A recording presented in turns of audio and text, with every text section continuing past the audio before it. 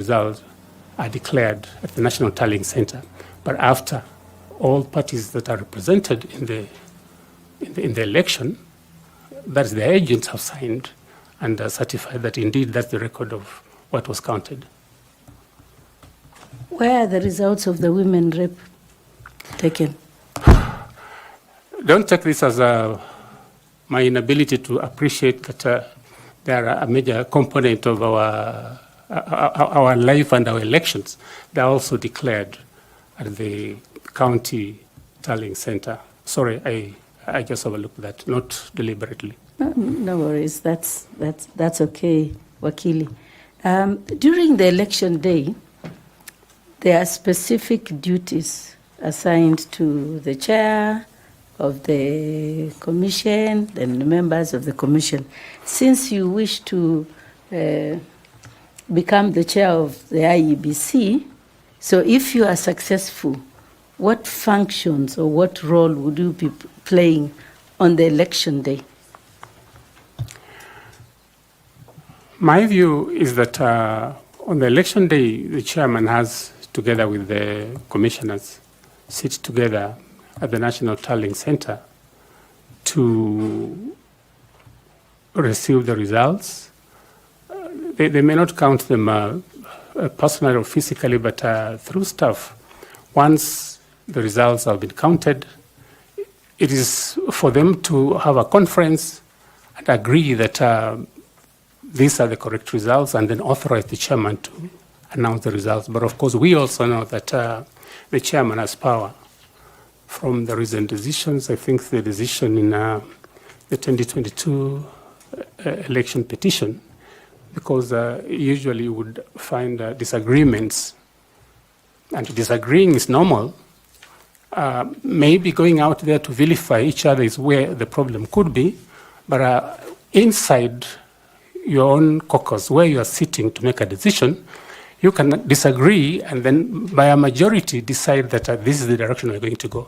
But the ultimate announcement ought to be made by the chairman of the IEBC. So besides announcing the results of the elections, as you say, and after receiving them, what else? The entire day, from morning to evening of the election day? Obviously, the results, like in the past, keep trickling in, but my suggestion was that, like I was suggesting, if we can have them wired to dedicated virtual machines for each of the 1450 wards, it will be faster. But as I said, during the day, I think results keep trickling in. There will be disputes. There will be issues about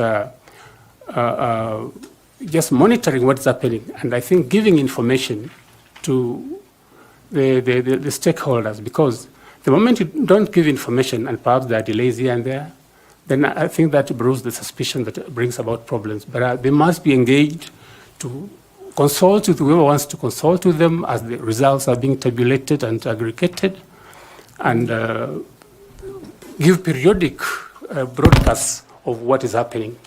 And when, for instance, they expect to give a final tally of the results. Thank you. Just two more small questions. You keep on saying that results are relayed from 1450 wards. Are those where the election is conducted or where the election are tallied? What is the 1450 and which results are those that come from there? The 1450, Mr. Chairman, 1450 are the wards in this country. They count throughout the Republic of Kenya. For what results are coming from the 1450? There are both results for the ward representatives, the women rep, the member of parliament, presidential vote, the senator, all the elective positions. Thank you very much. Lastly, what do you think, how long do you think when you become the chairperson of the IEBC, how long do you think is reasonable to have the declaration of all the election results in Kenya after elections? How many hours do you think we should declare? Because you said that the polling station close around 5 p.m. If they are counting between 700 and 1,000 votes, they should be finished within, let's say, at worst, maybe 7 or 8 p.m. So from that period, how many hours do you think it should take with all the technology we have, with everything that IEBC is aspiring to be, and with the transformation that you have told us here you will do when you become the chair, if you're successful? What should we expect from you to announce? What time should we expect the announcement of results to be? Thank you for that question. Let me start by saying this, that the problem in the past has been that we take a long time to announce results. And this is basically because sometimes we are relying on technology that will fail because we're using one dedicated line to transmit all results to the tallying center. There'll be jams along the way. There'll be gridlocks along the way. That's why I'm having this proposal that instead of using one line of communication to relay results from every part of this country, let's have a dedicated virtual machine for each ward. And that way we avoid the gridlock, we avoid the jam, so that results are released faster. And if that becomes the case, then if polls close at 5 o'clock, or if there's been an extension, they go on up to about 6 or 7 o'clock, I expect that if these measures are put in place, we should have all the results at the National Tallying Center by about 9 o'clock. And the beauty of having to relay these results directly from the ward, from the 1450 wards, is that you do not give people reason to start being imaginative. They become imaginative when you have given them a chance to stay with those results as they count them. That's why I propose that whatever votes have been voted, you do not wait until the counting is done. Let's release first the raw figures of how many people have voted. That is a check in the sense that if anybody wants to bring in more results, at the end of the day, when you're at the tallying center, we'll say, but the initial results we received were that there are only 400 voters here. How come now you have 500? That is a very, very, very good check. So for me, if this is implemented, then by about 10, 11 o'clock, we should have all the results of the tallying center, depending on the deliberations that the commissioners have. Before the end of the night, the results ought to have been announced. We can't take the 7 days that we've taken in the past. Thank you very much, Senior Wakili. Thank you very much, Chair. Just to ask, is the 1450 center of relaying results something you are proposing, or this is what is happening? Mr. Chairman, it is initially I was asked what reform measure would you want to come up with in terms of result transmission, okay. And that's why I said that if we get a dedicated machine for every ward, okay, we will release the results faster, relay the results faster to the tallying center. It's what I'm proposing as a reform measure, not what exists at the moment, Mr. Chairman. Okay, thank you. Sorry, I was actually assuming that that's what exists. If you don't mind, what exists at the moment? That's the first question I was asking you, actually. At the moment, the results are all released using one dedicated line. They are not results from each ward being released to a dedicated machine for that particular ward. And therefore, more delays come, like happens now. We're using one dedicated line and there's a gridlock and there's a jam, so it takes a long time to have one person get through to relay his results. That's what is happening at the moment. Okay, thank you. I want to ask FC Pietanui to ask you some questions. Bwana Wasilwa, Yes, sir. when you were introducing yourself, you said, what are you currently engaged in? I'm practicing advocate. In which law firm? The firm is called BS Advocates at the moment. Do you have a practicing license for 2025?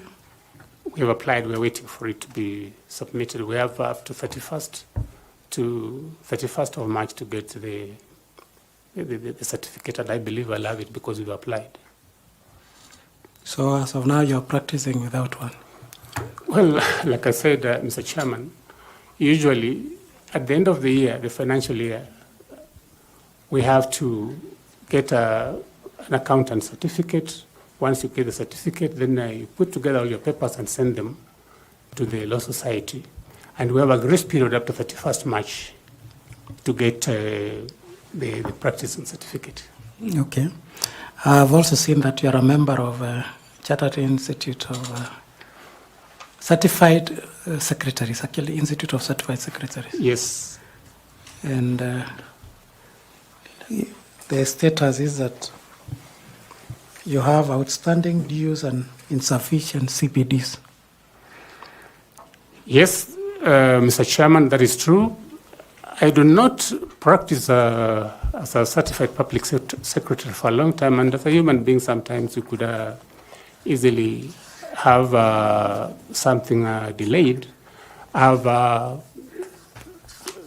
fact, I've been in communication with them. I have fees of 12,500, which I ought to pay, and I'm going to pay so that I make my record clean. Why I'm specific on that one is that you are a company secretary for Nzoia before you became the MD, isn't it? Yes, I was. And that is what led you to who you are in terms of your career growth. And you would be of, how would I put it? That should be it's what built you. It's what made you the CEO. You are the CS. And for purposes of governance and corporate governance, that is a profession of governance that you are exhibiting while you are the managing director.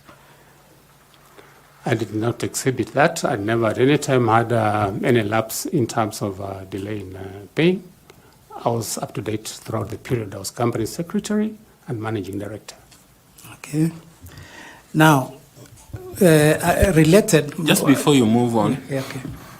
I needed to clarify about his practicing license for his advocacy role. I didn't understand what he said. About 31st or something? 31st March. What do you mean? Chairman, what I was saying was that at the end of the financial year, 31st December, that is when you get the accountant certificate. The accountant has to go through your books and confirm that you've kept your books well, the client's accounts are properly kept. That is one of the mandatory documents that must be submitted to the Law Society when you apply for a practicing certificate. And we usually have a grace period of up to 31st March to pay and obtain that certificate. Okay, Caro? Thank you, Chairman. Mr. Silo, I hear you saying that you have applied for the practicing certificate. Do you have that evidence, the receipt for payment? I haven't carried that, but Okay. given time, I'll provide. The Advocates Act stipulates that a practicing certificate is valid for 1 year. And it's very clear, it's valid from the 1st of January to the 31st of December. And the grace period normally it is not that long. When did you apply for the practicing certificate? It must have been early this month, and I'm sure I'll have it before 31st of March. Okay. I'll provide it even to this committee if necessary. The grace period is up to 31st March, Mr. Chairman. Okay, Council Member Linda, please. Allow me to comment, Chair. Mr. Simiyu, that is not the position. You know, all the lawyers in this room know that the grace period is up to January 31st. You ought to have applied for your PC before January 31st. That is the only time you have for grace period. Anything thereafter, if you have not applied for your PC before January 31st, it means you're practicing without a license. Well, once you've paid, I believe, you've asked that I provide the payment receipt, then you are good to go. And I believe I'll have, I don't know what Madam says about 31st January, but I know that even in the past, it is something worth checking, but the period has been up to 31st of March. What that means, Mr. Simiyu, is that if you apply in March, you will not get a practicing certificate from January. You will get a practicing certificate from the time which you apply, and it will be dated the month of March. That legally means that the whole of January, the whole of February, you are practicing without a PC, which is irregular. Well, sometimes we make these inquiries and we're told that once you've paid for it, you're good to go. And this is what we've done in the practice. Sorry, I think it may be something that we need to check again. But that's what we've done, how we've practiced.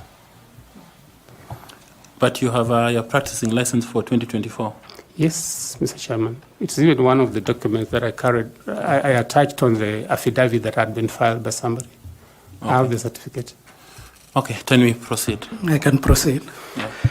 So why I raise that issue is corporate governance is a very important issue, and more so if you want to chair such a commission like the IEBC. And I was keen on your certification as a corporate secretary or company secretary, having been one yourself. Now, one of the key features or one of the instruments of good corporate governance is an audit committee. And I would expect that during your tenure as the CEO of Nzoia Sugar Company, you must have had one. But now it's a legal requirement under the PFM Act that all commissions, including IEBC or IEBC included, should establish an audit committee. Why was it necessary to legislate the establishment of audit committees, more so in bodies like Constitutional Commission? I think, Mr. Chairman, issues of financial impropriety have been rampant. I think they are cited even in this commission. I think audits are flagging certain issues that need to be addressed. And the Public Finance Management Act also provides strict requirements in terms of the responsibility placed on public officers, so that once the coming into place of an audit committee is really meant to help the institution in terms of fidelity to propriety in financial management. And I think that may be the reason why it was made necessary that institutions have audit committees. We had an audit committee in Nzoia when I worked there. So is it something that, as a chair, or what value will it be to you as a chair of IEBC if confirmed? The audit committee gives you internal assurance that things are running well, because the committee is supposed to be independent in the manner in which it operates. They don't report to the CEO, like in this case, the secretary to the board, for obvious reasons that maybe he's the one who is being audited. They have some dotted line where they report directly to the board. And if there are any issues that are going on below, under the table that maybe the CEO may not want to disclose, those would be disclosed in the audit committee, and I think can be sorted out before they're escalated out to the National Audit Office. I think it is very useful for the Commission to have that audit committee, because then it raises the red flags, and the early warnings come from the internal auditor, who would say that if we continue like this, there's bound to be a problem. I think it is a very necessary committee for operations of this institution. Thank you. And my last question is that you will be joining, if confirmed or if appointed, you'll be joining a commission where you as a chair and the other 6 commissioners will be new. There is already an existing secretariat in place and technical officers.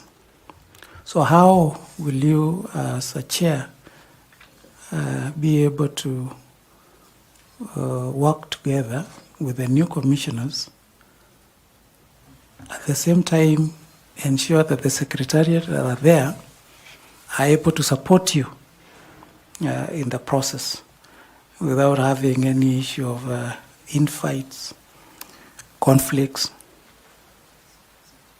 and create cohesion and harmony within the Commission?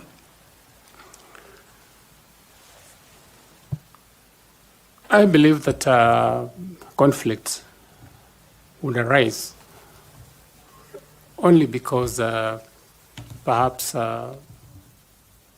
we are nursing egos of personal interest, because I believe that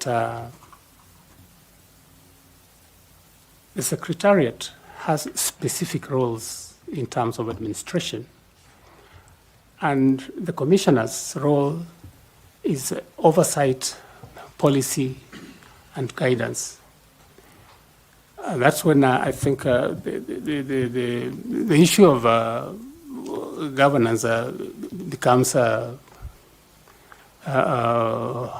handy. I think you take it seriously from your expression. There ought to be a delineation between what the Secretariat does and what the Commission does in terms of policy. But I also know that the chairman of the IEBC has kind of executive power, so that maybe if that is led to persist, it may bring about the kind of conflicts that are perhaps became apparent during the tenure of the late Chepkati, may God rest his soul in peace, together with Mr. Chiloba, so that in fact it led to one of the officers going. So that is something that must be addressed immediately. If indeed the chairman has any executive powers, those powers should be left for the powers of execution, should be left to the Secretariat, with the CEO being the Secretary of the Commission, and let the commissioners remain up there for giving direction and guidance. If we stick to that role, then I wouldn't see any situation where there will be a conflict, say, look, the delays in procurement of this gadget has been as a result of the failure by the chairman to approve this, to refuse to sign this. Let the Secretariat be given powers to do what they ought to do, and let the Commission remain at that respected level of merely giving guidance, policy guidance. If there is any aberration that is noted on the part of the Secretariat, I think the committee, the commission has powers to take appropriate action, but it should not delve into actual work of administration. That should be left to the secretariat. And if there is any lacuna in the law, that is then something that must be addressed in the first instance when the new commission takes over. So, Bwana Wasilwa, now what will you be doing 8 to 5, Monday to Friday, and because you are full-time commissioners? You as a chair is full-time, the 6 commissioners are full-time. So what will you be doing 8 to 5, Monday to Friday, January to December for 6 years, if you are just oversighting and staying up there? I think the commission is what I would say more or less of a hybrid, in the sense that the work of the commission is so extensive, touching citizens from all corners of this country. That being the case, I do not subscribe to the view that there will be nothing to do if we are left at policy level. There are issues, for instance, of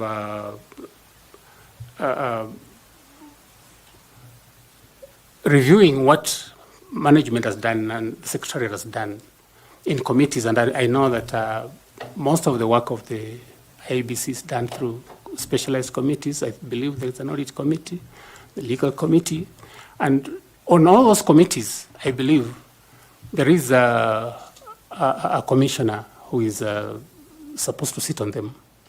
If I was to take that, my previous experience.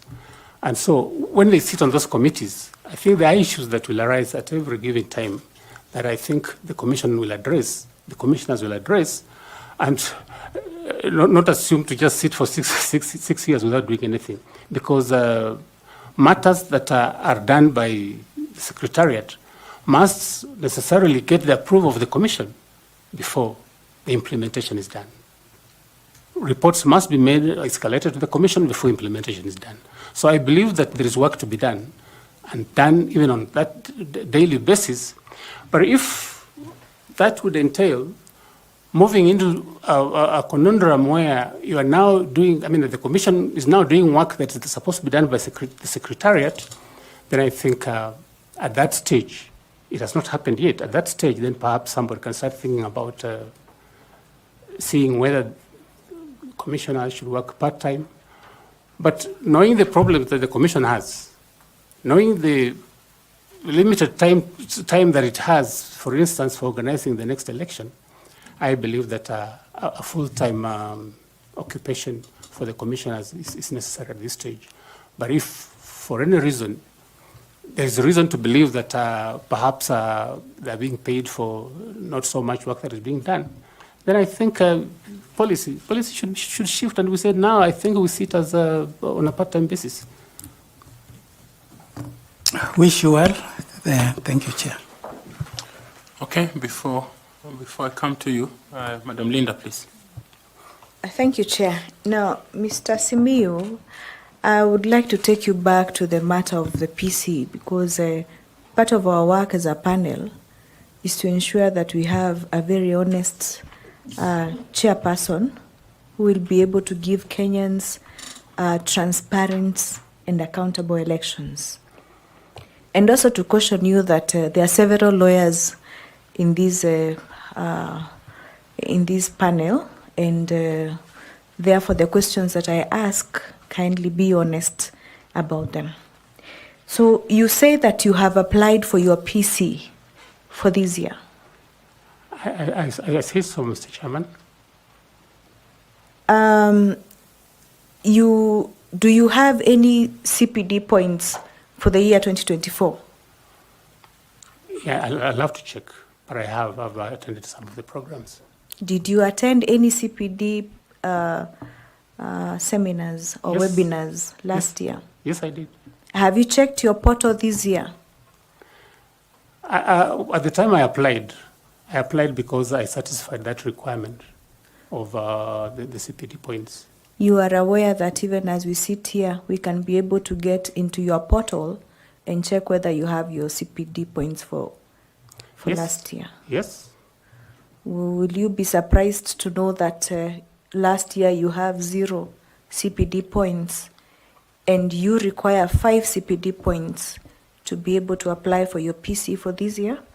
That will surprise me because I attended those programs. Are you aware that the LSK portal that you use to apply for your PC is an automated system which will not give you an invoice unless you have 5 CPD points for 2024? Mr. Chairman, like I said, I have applied, and the only reason I applied is because I was satisfied that I had the points. Thank you. Thank you, Madam Linda. And now I go to Evans Misati to pick up from there. Thanks so much, Chair. Mr. Simiu, I'm sure you are aware we are doing this because we are doing it on behalf of Kenyans. The position of the IEBC Chair needs a lot of public scrutiny, so don't be surprised what is happening. Now, I want to take you back to where you said you have been in leadership positions or in charge of institutions. Have you had any experience working with a highly technical secretariat before? And how did you balance the effective oversight without micromanaging either the secretariat or the staff, if you have had any experience? Because you have said you have been in managing director, CEO, or something of that kind. Where I worked as managing director, I was the one in charge of the team to execute. So really, I would delve in and understand what managers were doing and guide them. I was sitting on the board as a secretary, but my actual mandate was to be the manager. I'm the one who liaises between the management and the board and to report what is happening on the day-to-day management of the affairs of the company. That was my responsibility. So really, the issue of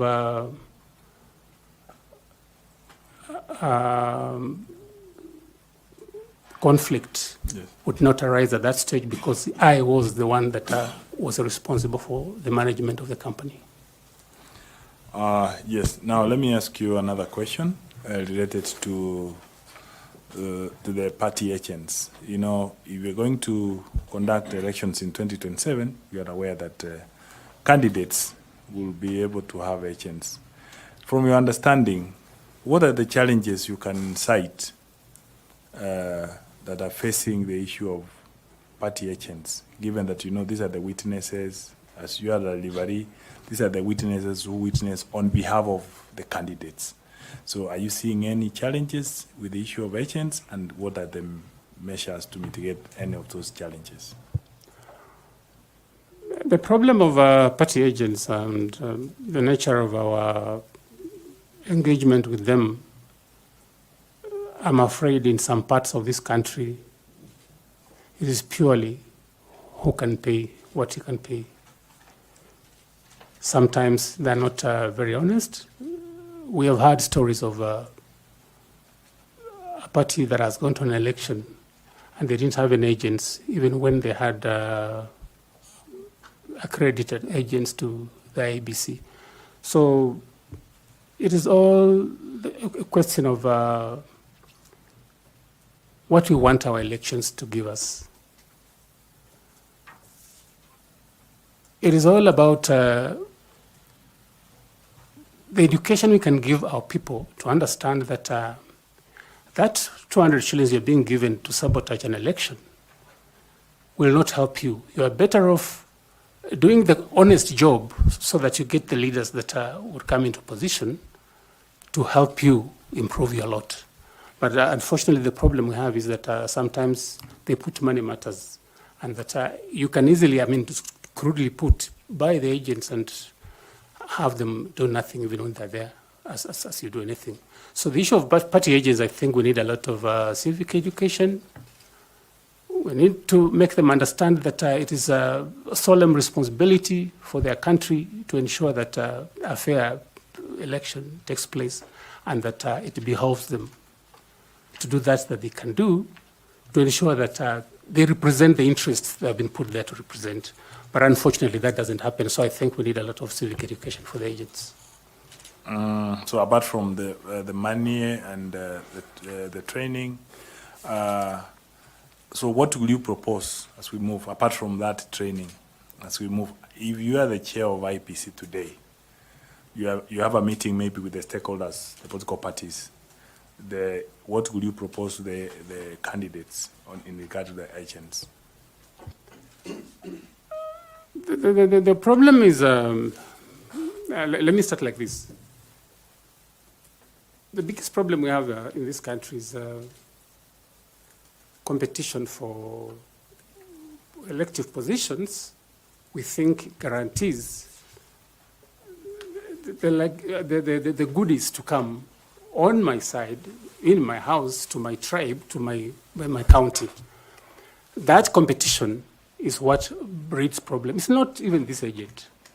Because, like you would recall maybe 2 or 7 elections, I think it's the worst scene that you can ever experience, where the chairman of the commission says, I don't know what is happening, I don't know what's cooking, maybe the results are being cooked. So that this competition for the prize, that's the presidency, is what percolates down to even agents to want to behave like, so what, so and so give me 10 shillings, you give me 20, I can even switch allegiance.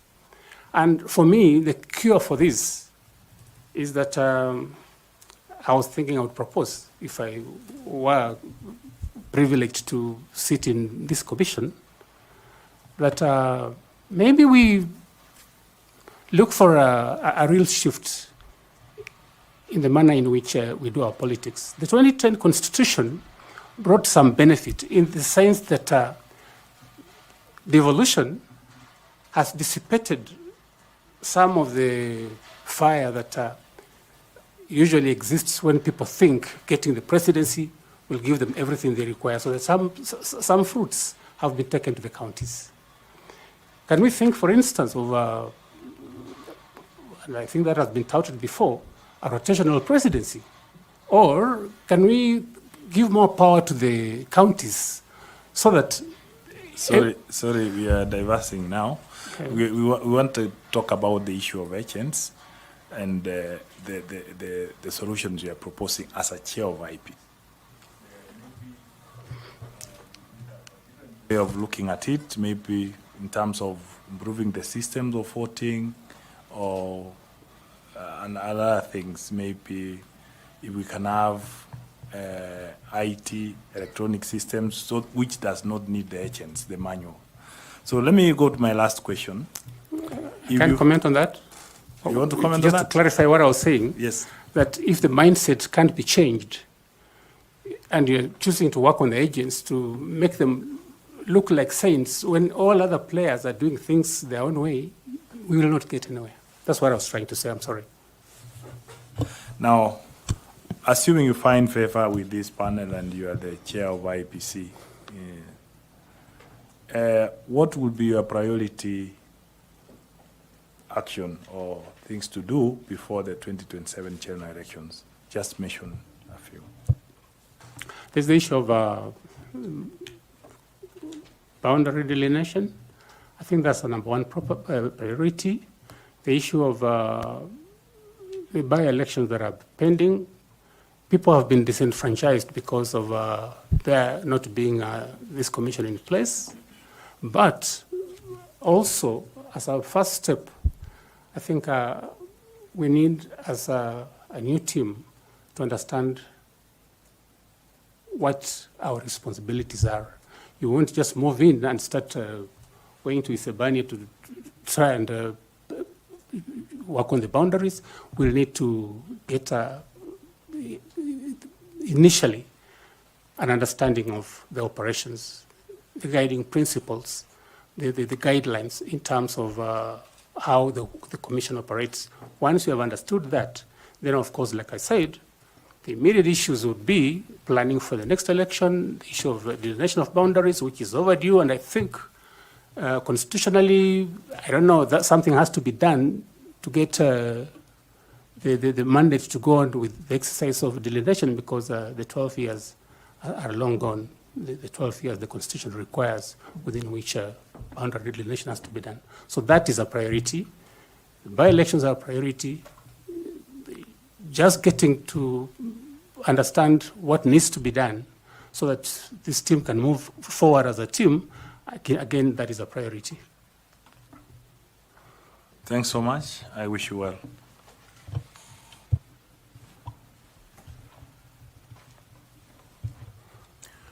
Mr. Asilwa,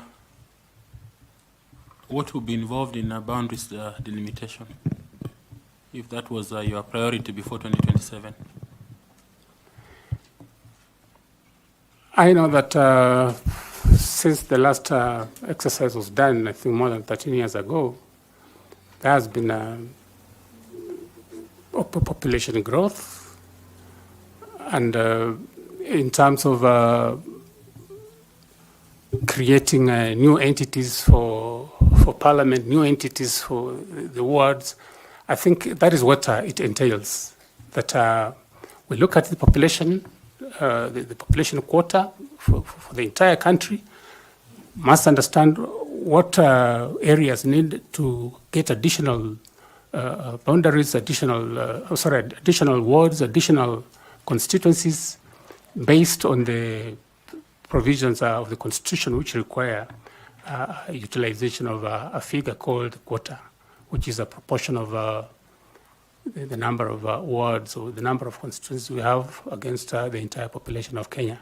Once that is determined for each area, then we would look at it in terms of the numbers of the people, the geographical reach, cultural issues that would require that the people want to remain together as one entity. So those are the issues that must be looked into in terms of the new population demographics. And you think that this can be accomplished before the next elections, as a chair?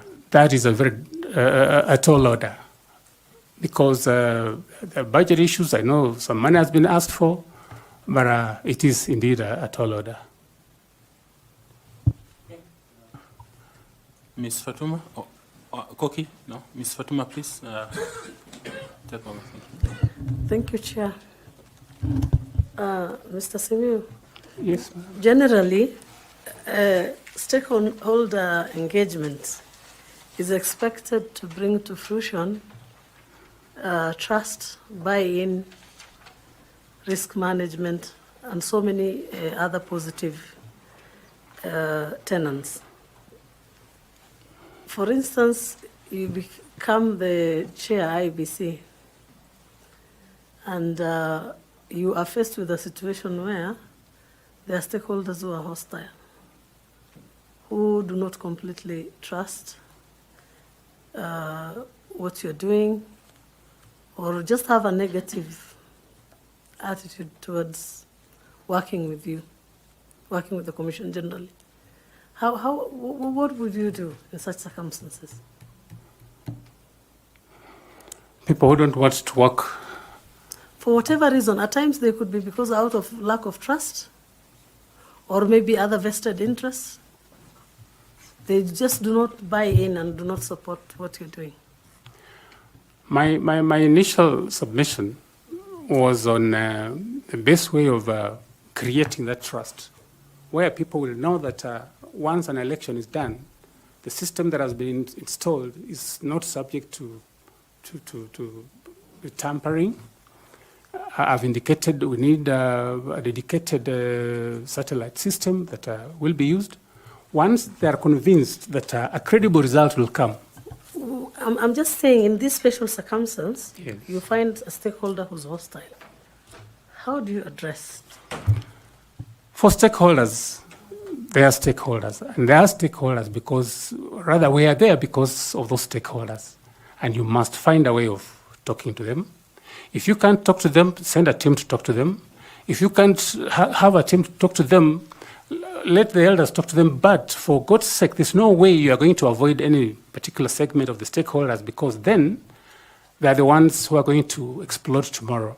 If they come to the office screaming fire, you are responsible because you are in the office, you must face them. But if you don't think you will face them, because these things are going to occur unless some of these steps that we are talking about are taken, don't try to look for the job. But be there, face them, tell them this is what we're doing. Even if you're doing nothing, that of course, from their perspective, they think you're doing nothing, but at least you must be able to meet them and talk to them, listen to them, and find ways of addressing the issues there. Because, of course, they won't be unreasonable to just come and start a fire unless there's really something that they believe in. Like, for instance, when they believe somebody's stealing the election and they come and explode. So that constant communication, that constant engagement with them, and the ability to go before them and explain what is happening, I think it is important. But if they have come now and they're breathing fire, I believe that you must just find a way of talking to them. You can't run away because that is your responsibility and somebody has to do it. Supposing you are unsuccessful, how do you protect the Commission's functions and ensure that you are able to conduct the elections and the outcome is unaffected? If these stakeholders, if you're not successful in convincing a certain portion of the stakeholders. That's what I'm saying, that every time we sit together and try to talk, I think we'll find a solution. I don't think there are stakeholders who would come and say, today, I must kill all the commissioners because they failed to do ABCD. Maybe it's because they don't have information. But once you give them information, I'm sure they'll mellow down and I think listen to reason. You can't close down the office. You can't stop the election. You must find a way of going on with the election. But of course, in situations where things become like we are not here talking about the headquarters, perhaps a particular electoral area where they have genuine grievances about something that you think indeed there is a reason for culpability, then I think the Commission has powers to stop an election if there are genuine grievances about their feeling that perhaps fairness will not come out of the election. You can stop the election. Yes, there are certain areas. I remember during the 2022 elections when I think parts of Kakamega elections were postponed for reasons that there was no guarantee that there will be safety. And I think they were held subsequently. So it's possible that you can stop the election for a while until conditions favorable for undertaking the election can be obtained.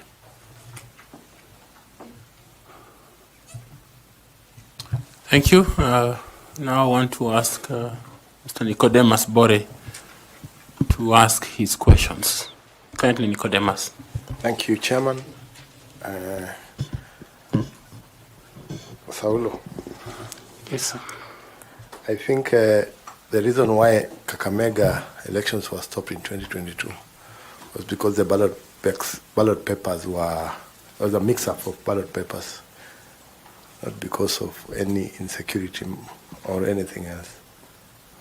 That's the reason why Kakamega and Mombasa, there was some issue on the ballot papers.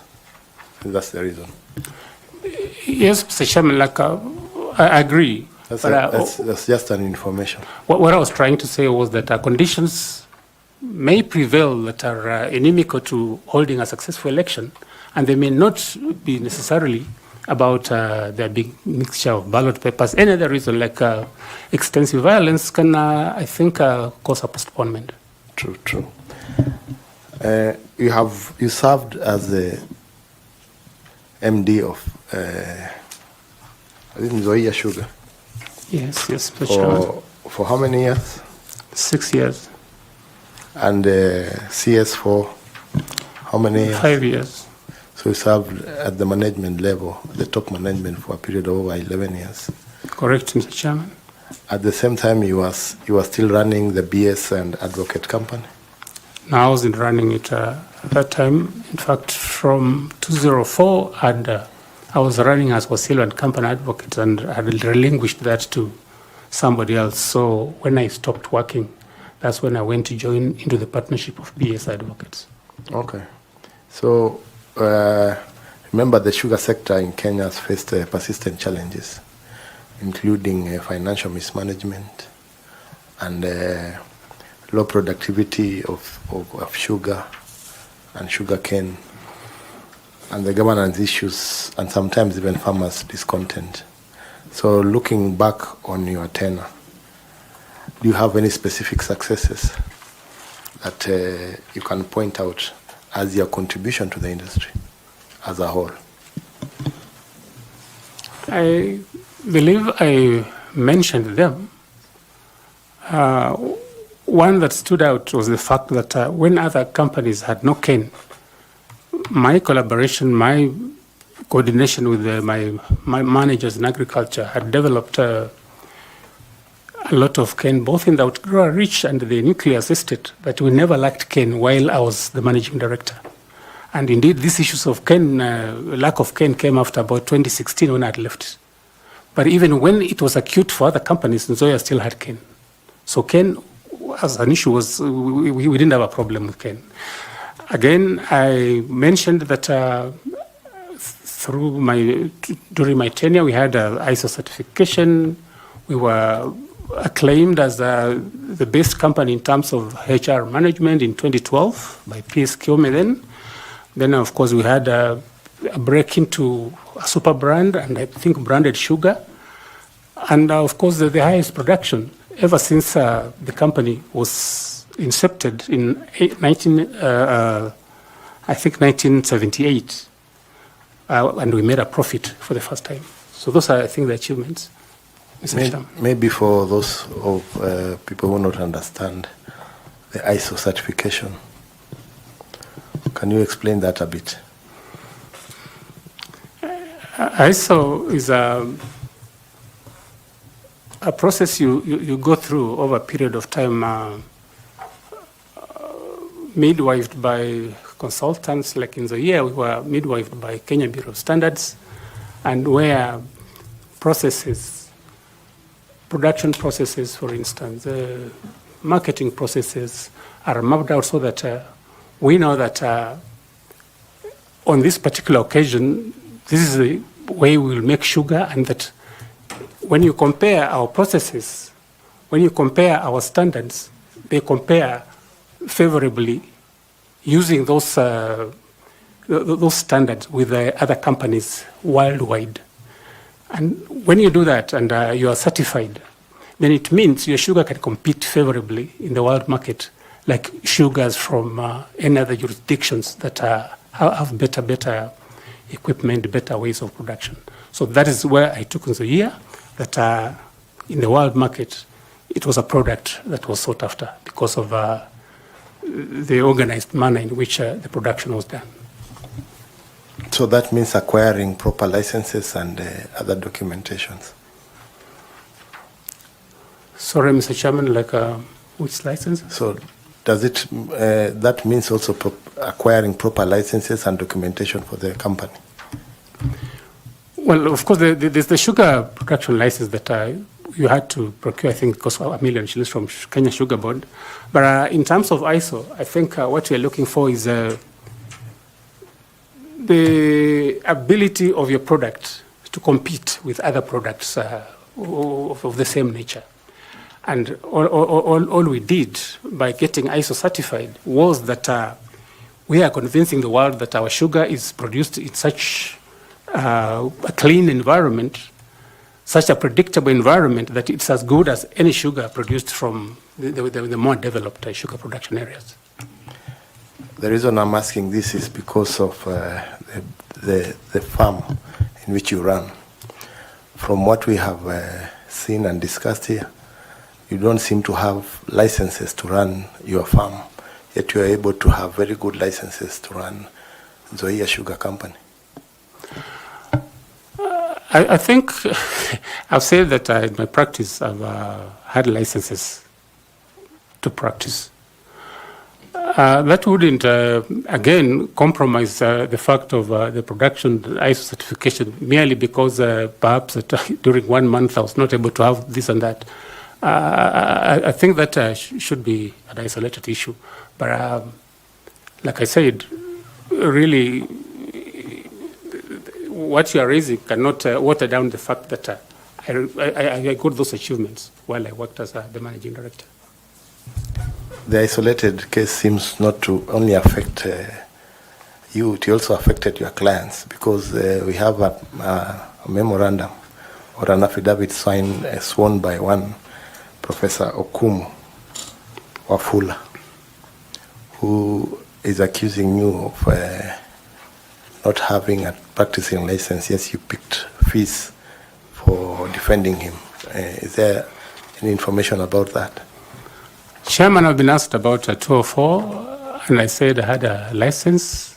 I've even annexed it on that document. I received the affidavit. It was sent to me by officers of the secretariat.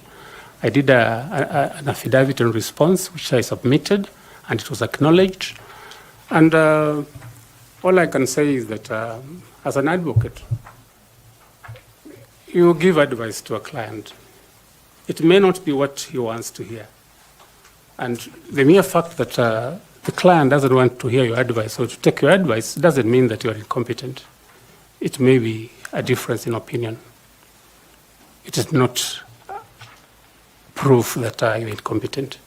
I only gave advice, and perhaps if the chairman allowed me, I would say amplify what is in the affidavit, but all I'm saying is this, that the situation was that he was going to be struck off the case, and the opponent be given rights to administer the estate of the deceased person if we didn't take the action we took. And the man was in the UK.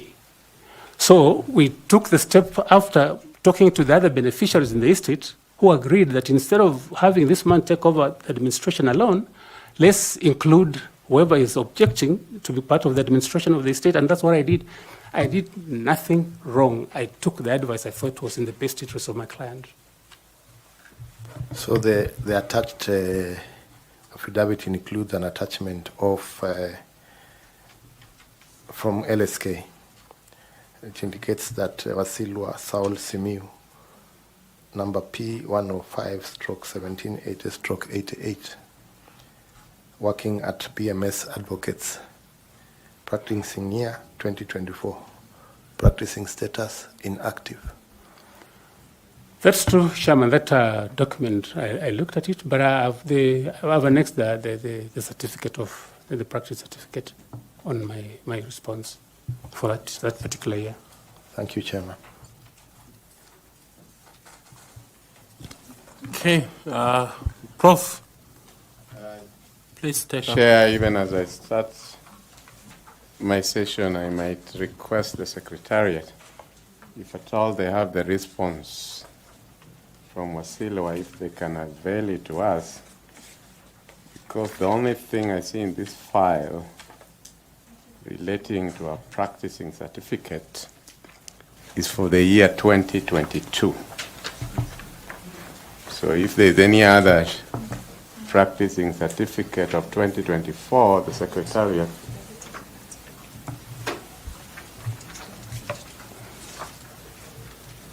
Do we have the affidavit? Yeah, just help me as I want to revisit this because Wasilwa, you know that the position of chairman requires somebody of utmost integrity. Madam Caro has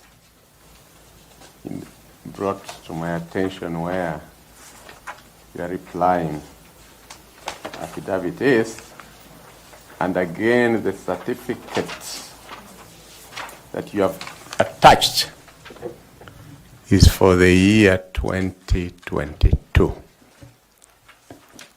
So you haven't answered Boris' question, because the certificate you have attached here, practicing certificate, is for 2022. Can you clarify where the 2024 one is? Chairman, maybe the photocopier left out that, if that came from the system. Do you have the original? We can use the original. We don't have to use a photocopy for a scanned one. I don't have the original right here, but I attached the certificates for 2022, 2023, and 2024. And you're saying that the LSK portal that has been printed as both the LSK Council with our Vice Chair and the LSK representative, Caroline, who have said here to you that we can enter that portal right now, and that's how this inactive status was ascertained. You are saying before us here that whatever was obtained from LSK portal is not true, and that Wasilo's photocopier, which missed the certificates of 2023 and 24, is the one which is true. That's what you're telling us. It's not my copier, Mr. Chairman. I'm saying No, wherever you copied.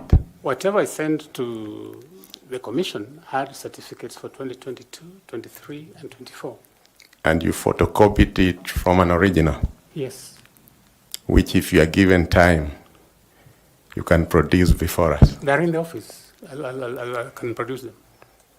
Very well. Between February 1 and now, have you had active cases? Yes, I have. You can tell us some of them? It's very recent. I do a number of cases for the... No, just mention one of it. If you do a number of cases, as a lawyer, it wouldn't be difficult to just, even without having the case number, just tell us on this and this. That's the case I handle. Or I'm handling. One of Winfried Adhiambo against Kenya Revenue Authority is pending for judgment. I think coming for judgment sometimes this month. In which The High Court in jurisdiction? Bungoma. Thank you. Mr. Wasilwa, as chairperson of IEBC, which you have asked to be, your leadership will be judged by your personal integrity, honesty, and ability to uphold your word under pressure. Can you share with us a specific experience from your professional career where your honesty, word of honor, and consistency were put to test? How did you navigate the situation, and what was the outcome? As a lawyer, you get... I've got instances when the opposite side wants to sit you down and compromise. One particular case was a criminal case where somebody was charged with a defilement. I am watching brief for the complainant. The girl was about 13 years old, and she was actually defiled, dropped out of school. She was pregnant, and somebody said that my continuing to act in the matter is inimical to his interests because he was likely to be jailed and he was an employee, that I should accept some amount of money and withdraw from the case, but I didn't withdraw from the case. Went on, he was convicted and sentenced. So I think those are instances that you meet when you practice law. Just as my colleague Bori intimated to you, the sugar sector in Kenya has faced persistent challenges, including financial mismanagement, low productivity, governance issues, and farmer discontent. Looking back on your tenure,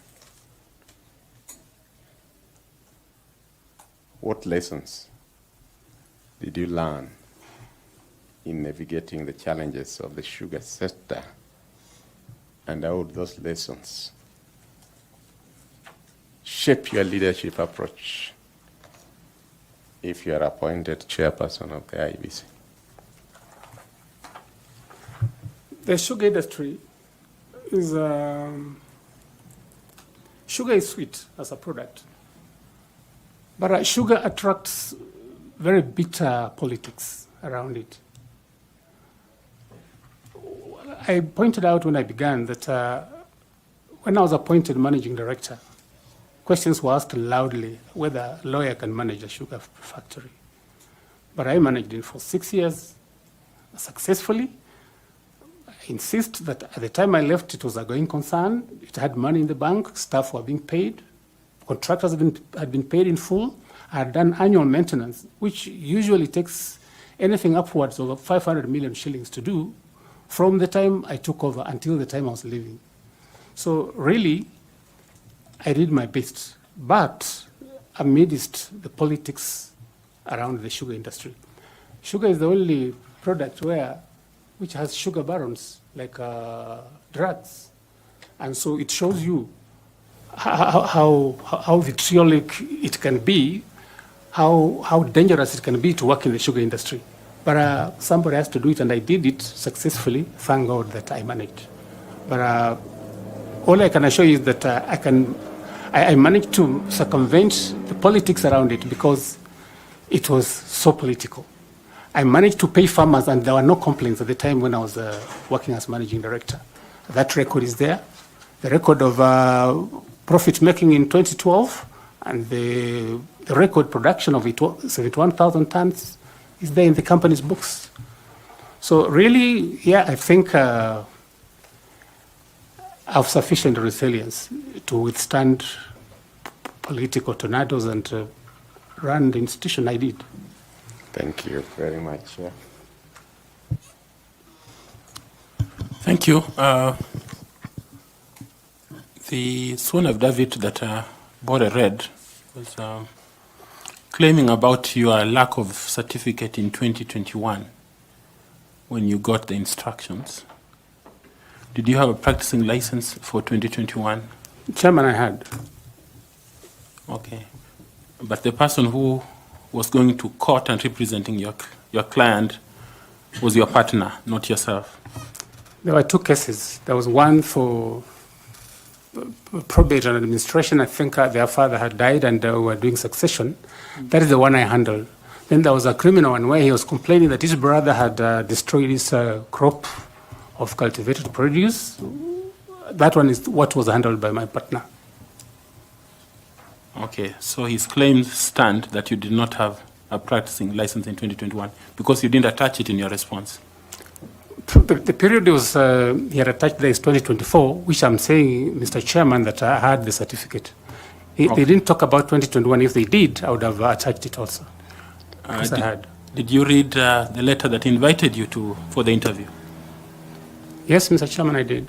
Did it ask you to bring your original certificates and testimonials? I did. I brought them, Mr. Chairman. And the practicing license is not one of those? No, it wasn't asked, requested for. It's not a testimonial in this case? Well, I thought testimonials are certificates, academic and professional certificates, which I attached. But in terms of what the person alleged, I attached the certificates for 2021, 2022, 23, and 24, because the period in question, according to him, was 2024. Okay. Okay. Prof, you have Yeah, some 2 questions, please. some 2 questions. Quick one. When Wasilwa, you told us about if you are made chair, you told us one of your priorities will be to ensure that the by-elections that are pending where Kenyans are unrepresented, they should be conducted so that those Kenyans are represented. Name for us, since this is your priority, name for us any 3 constituencies or counties in the Republic of Kenya that are due for by-elections and the reason for the by-election in each. Mr. Chairman, I don't have the ability to remember all of them, but I know that some cabinet secretaries have been appointed who are members of parliament. The case of Mheshimiwa Opiyo Wandayi is one. And I think there are a number of others, several civic seats, which I think ought to be represented, but I cannot humanly remember them. Very well. My last question is, which was the last country to join the East African community? Must be DRC. Thank you, Chair. Thank you, Mr. Wasilwa. It's been a great pleasure talking to you, learning from you and hearing from you. We are indeed grateful, as I said in the beginning, that you applied for this position and you were shortlisted for it and you took your time, noting that you practice in Bungoma, so you must have traveled from Bungoma to be here. We don't take it for granted that you took this effort to want to serve Kenyans.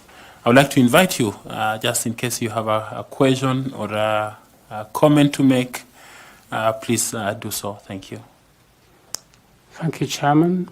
Chairman, the members of the panel, members of the Fourth Estate, I'm sure members of the public are here, those watching. Thank you for giving me the privilege of engaging with you. And I wish you Godspeed in finding suitable persons to run our institutions, and particularly this one that is really pivotal. It touches every Kenyan from Lokichogyo to Tanga, whatever, from the coast and northeastern and the Isebani. So it touches every soul. Whether they vote, whether they don't vote, they're affected by the actions of the IEBC. Thank you, Mr. Chairman. You're welcome. Remember to pick your certificates. There's a bottle of water before you. You feel free to pick it. And if you have a notebook, you can still carry it with you. We appreciated your presence. Thank you very much. Thank you, Mr. Chairman.